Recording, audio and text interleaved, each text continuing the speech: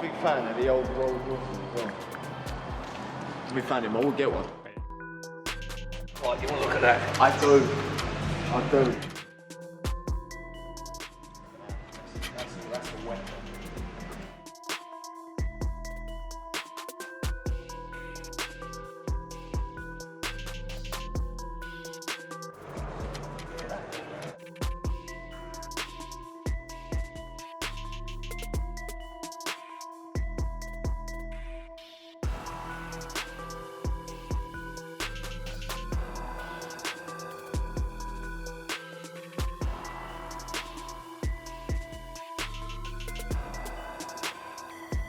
To pick one car out of all these that to drive for the rest of my life, I would probably say a Maybach.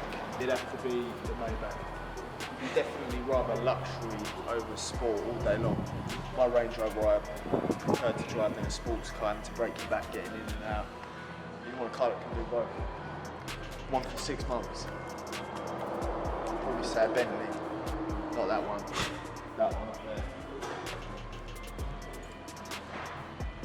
What was the Rolls Royce?